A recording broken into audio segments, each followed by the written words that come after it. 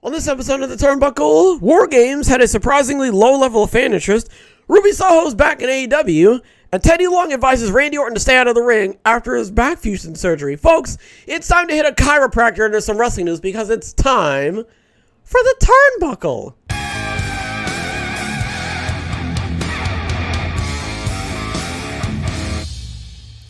While speaking on the latest edition of Wrestling Observer Radio, Dave Meltzer noted that Google searches related to the show are 35% lower than what they were for the Extreme Rules Premium Live event. Right now, it is slightly lower than Crown Jewel, which is the lowest pay-per-view show in the history of the company, which it means something and it doesn't mean something. It means something as far as in comparison to all of the other shows this year.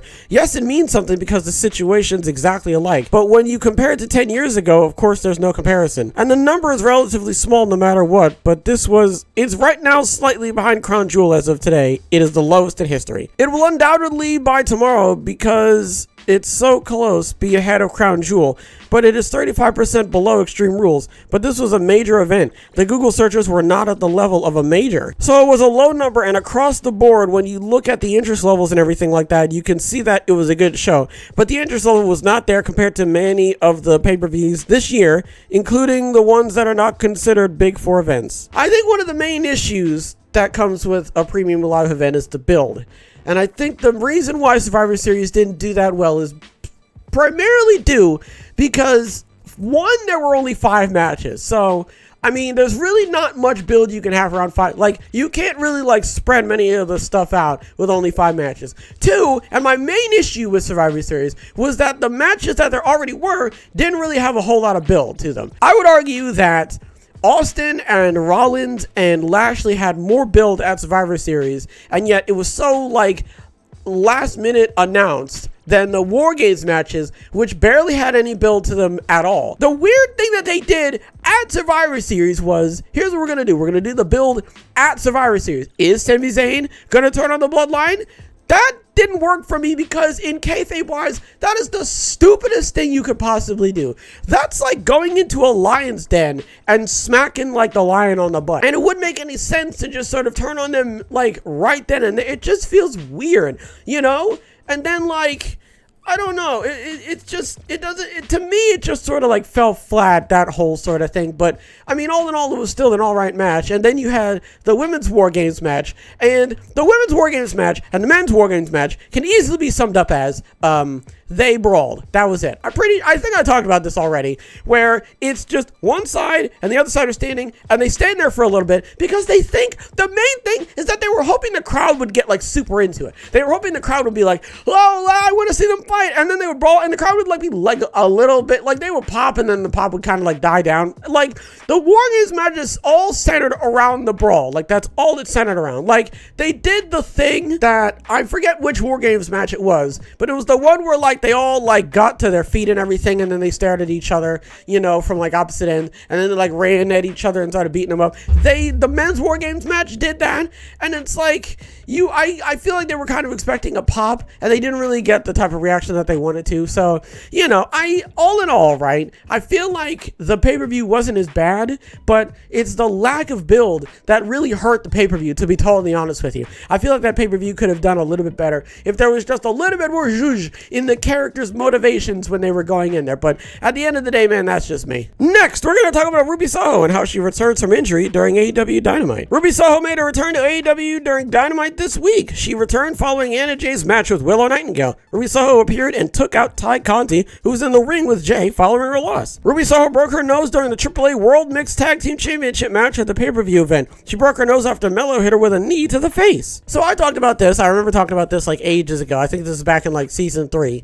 when I was talking about how she broke her nose and everything. And I was a little bit upset, mainly because she's just one of those guys that you really want to see her go out there and do her whole thing, but there's a bunch of different things getting in the way, and another problem was just that I feel like she just wasn't getting billed properly, so, and now she's back, which is great. So hopefully this means that somewhere down the line she's gonna be involved in a lot more thoughtful storylines and everything like that. I'm really really just happy to see her back. Hangman also returned as well. I'm really happy to see Hangman back and everything, and I'm glad that he's getting in like this really heated feud with Jon Moxley and stuff like that. I love when former champions get involved in storylines, that are actually like just as important and everything like that. So, I don't really know what's gonna happen, but I'm so happy to see both of them back, and I can't wait to see what they're gonna be up to. Finally, we're gonna talk about Randy Orton and how he's advised to stay out of the ring after a back fusion surgery. While on one-on-one, Teddy Long talked about Randy Orton's injury status. Long advised Orton to stay out of the ring and not come back for the sake of it, like what Kurt Angle and Edge did. Well, the thing I would like to say about that is Randy Orton, great friend of mine. I honestly just hope Randy makes the right decision, There are people like Edge, Kurt Angle, who said they are not coming back once they found out they had injuries and the doctors told them it'd be dangerous for them to return to the ring,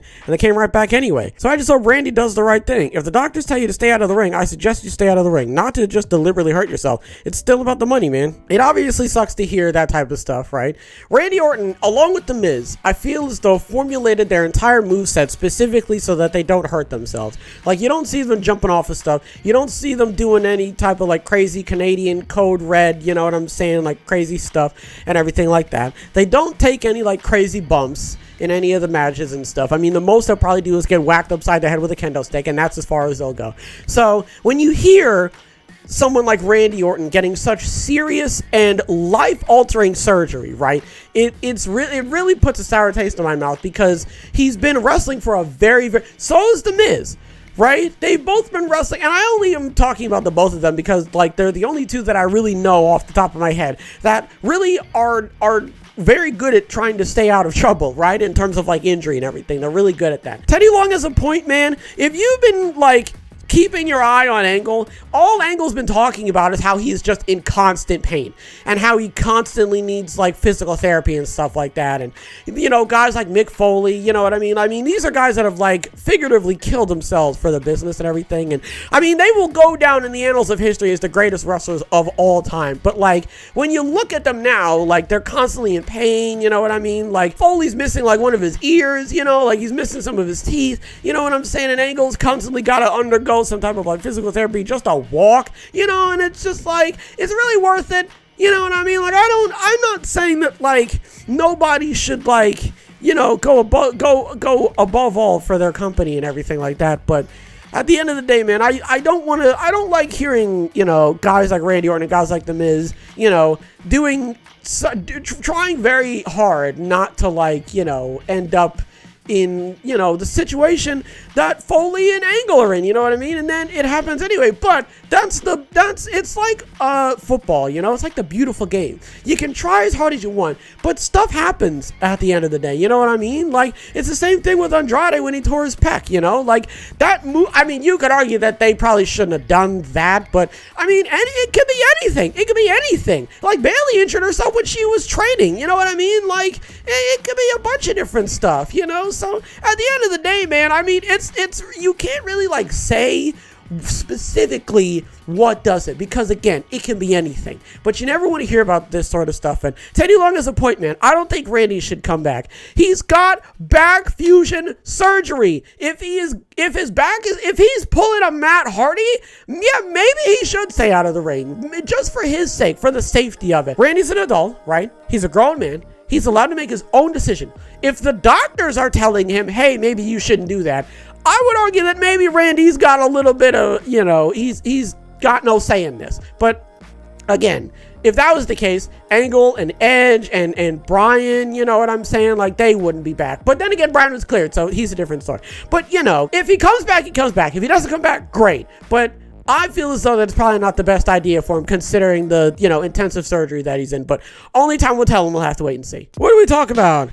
Survivor Series didn't do as well, and I would argue that that's mainly just because of the lack of build. I don't think the matches have anything to do with it. I really think that you could get a good pay-per-view popping with some decent matches, but I think the matches themselves have to have a good build. You can't just like throw two wrestlers in the ring and go, hey, cheer for them. You know what I mean? I gotta, put some meat on the bone, some seasoning, a little, what? time, whatever. Ruby Soho's back. I'm so glad to have her back, man. I'm so glad Hangman's back.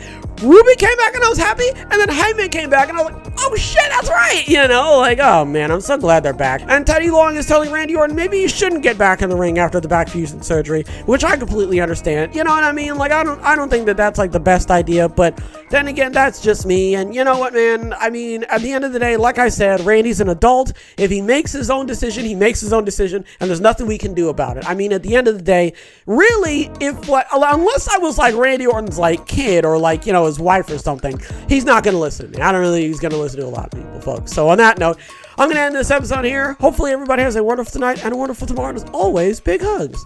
Big hugs all around.